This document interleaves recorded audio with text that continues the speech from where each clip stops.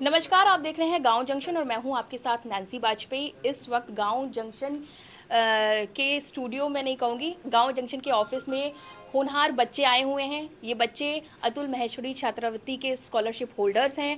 ये सारे बच्चे ग्रामीण भारत से बिलोंग करते हैं। गांव में इनके स्कूल हैं। सबसे बड़ा सवाल यही है कि ग्रामीण भारत की शिक्षा व्यवस्था कैसी है, ये जानने के लिए गांव जंक्शन की टीम इनसे बातचीत करेगी। सबसे पहले मैं आपका नाम जानना चाहूँगी। मेरा नाम उत्कर्ष द्विवेदी है। उत्कर्ष, आप कहाँ पढ़ते हैं? स्कूल में स्कूल कहाँ है? स्कूल कहाँ है? मतलब स्कूल कहाँ है आपका? झांसी के पास एक गांव है, राठ में। हाँ। राठ में स्कूल का नाम क्या है? कौन सा गांव है? सरस्वती बाल मंदिर।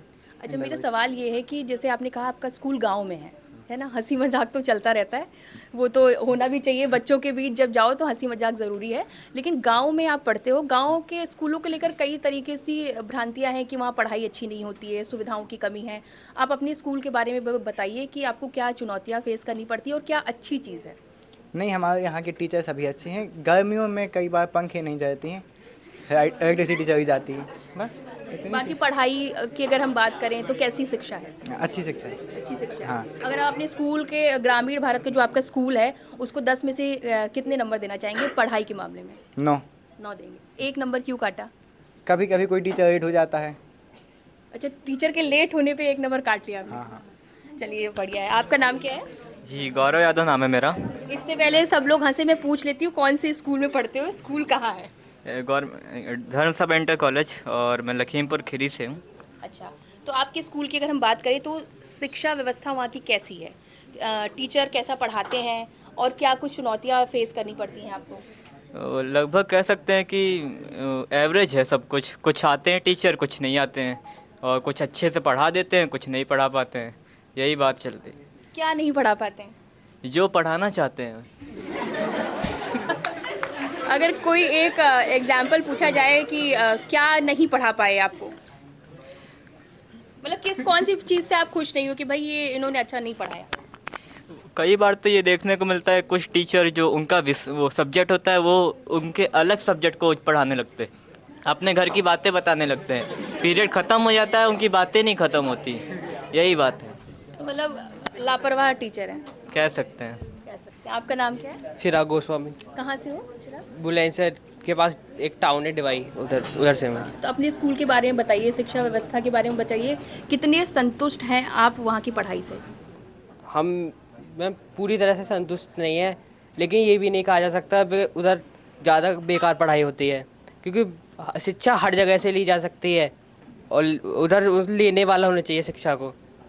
ये आप पढ़ते नहीं हैं कि उसमें गांव में से ग्रामीण में मैम 10 में से 6-7 बच्चे जो पढ़ते नहीं हैं, उनको ये लगता है कि हाँ कि हमारी व्यवस्था ख़राब है, और 2-3 जो पढ़ते हैं वो आपको बताएंगे वो यहाँ की व्यवस्था अच्छी है, क्योंकि लेने वाला इस शिक्षा को ग्रहण करने वाला होना चाहिए। मतलब आप कहीं ना कहीं नजरिया होता है। ये कहना चाह रहे हो कि छात्रों की भी कुछ कुछ गलतियाँ होती है, हमेशा टीचर पे सवाल नहीं उठाए जाते। टीचर पे सवाल नहीं उठाए जा सकते ज़्यादा, क्योंकि गलती हमारी भी होती है। अच्छा, चलिए, और आप बताओ, आपसे तो बात हो चुकी है। आपका नाम? मेरा नाम प्रशांत ओझा है। प्रशांत, कहाँ से? मैं आगरा ज़िले के बाथ तहसील के एक छोटे से टाउन जैतपुर कला का रहने वाला हूं, और मैंने अपनी 12वीं तक की शिक्षा अभी तक सिद्धांत राज इंटर कॉलेज जैतपुर कला आगरा से पूरी की है।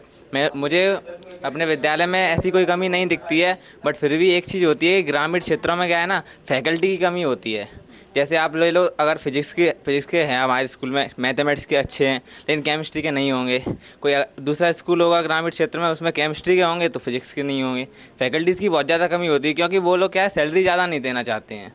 सैलरी वो देना चाहेंगे 5,000, अगर वो वहीं शहर में जाके पढ़ा रहे हैं तो वहाँ उन्हें 20,000 मिल रही है। अच्छा, आपने बहुत बड़ा मुद्दा उठाया है कि कई बार जो है टीचर्स होते हैं, अच्छा पढ़ाते हैं, लेकिन फैकल्टी की कमी की वजह से बच्चों को झेलना पड़ता है। आपका नाम क्या है? कार्तिक। कार्तिक, आप कहाँ से हैं? ऊना। कहाँ, मतलब? Mubarakpur Himachal, government model senior secondary school Mubarakpur से 12th करी है मैंने।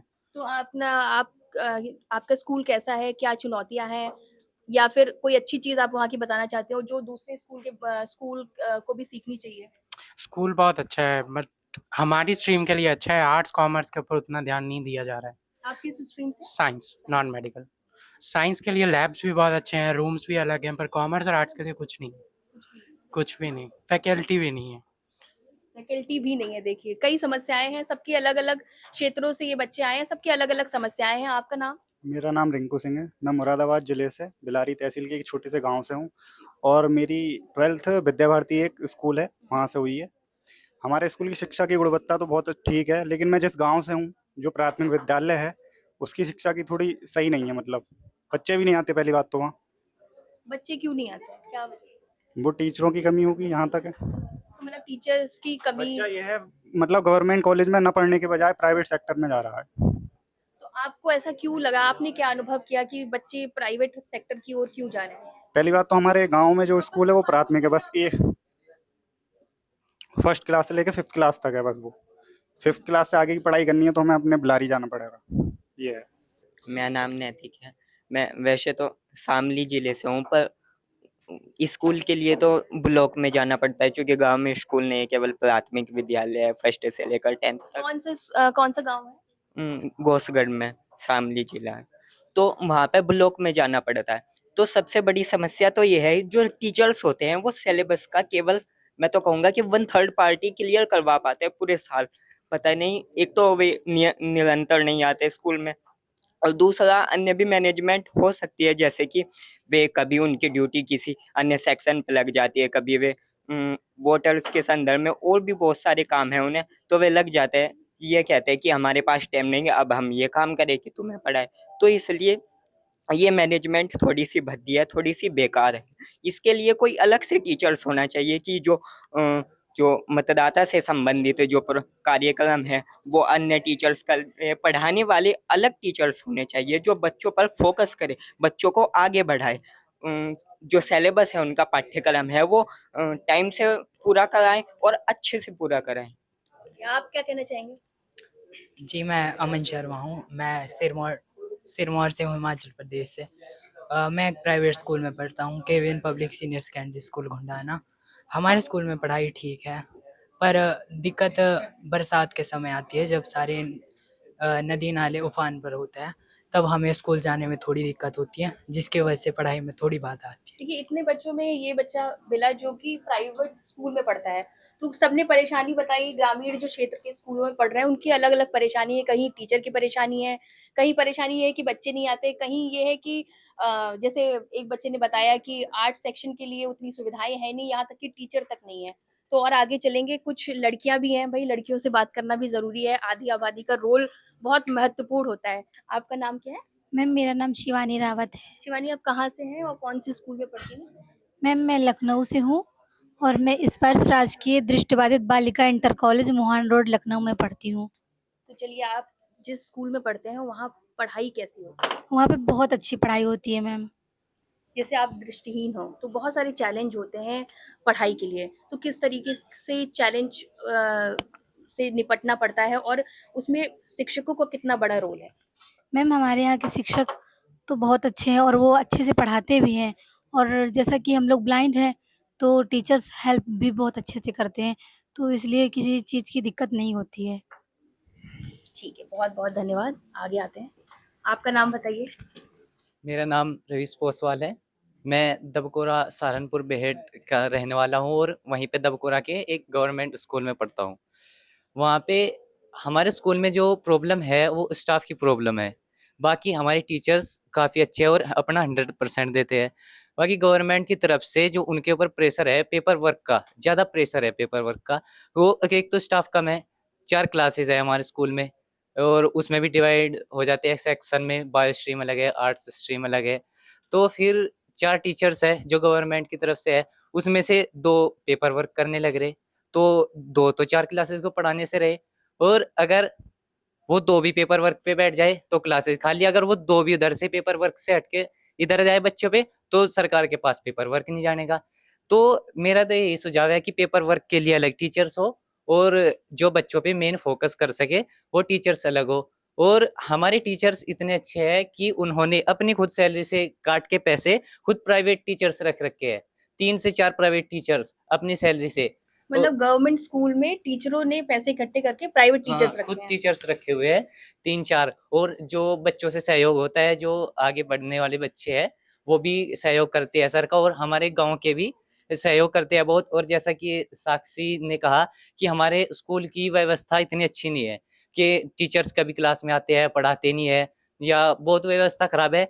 तो ये ज़िम्मेदारी इनके गाँव वालों की है। वो गाँव वाले आएँगे, देखेंगे उसको स्कूल में क्या हो रहा, क्या नहीं, तभी तो सीरियस होंगे टीचर्स। और अगर क्या नाम वो होता है ना कि जब बच्चे को हम प्राइवेट में डाल रहे, उसमें जा रहा हमारा पैसा, उसमें ध्यान रखेंगे, बच्चे का छोड़ के भी आएँगे, लेके भी आएँगे। और जब गवर्नमेंट स्कूल में पहुँचा देते हैं ना, तो 4 महीने या 5 महीने तक स्कूल का पता भी नहीं होता कि भाई किधर स्कूल है, किधर बच्चे जा रहा, कब गया, कब आया। ना टीचर से बात करते हैं।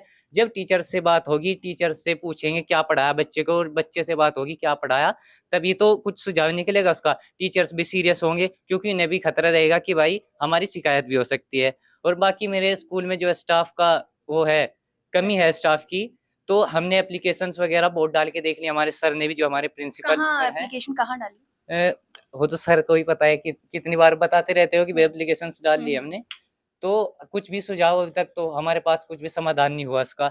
अगर किसी को कोई और आप समाधान बता सकते हैं तो आप बताएं। तो हमने इन बच्चों से बात की, इसमें प्राइवेट सेक्टर के भी 1-2 बच्चे हमको मिले और कुछ अधिकतर बच्चे ग्रामीण भारत से बिलॉन्ग करते हैं, वहाँ के गाँव में पढ़ते हैं। सबने अपने-अपने मुद्दे हमारे साथ शेयर किए। हम कोशिश करेंगे कि हम गाँव जंक्शन के माध्यम से इनके मुद्दे जो हैं वो शासन प्रशासन तक पहुँचाएँ। फिलहाल इस रिपोर्ट में हम यहीं पर विराम लगाते हैं और हम इन बच्चों से एक बार फिर से बातचीत करेंगे और गाँव जंक्शन के लिए 90 बात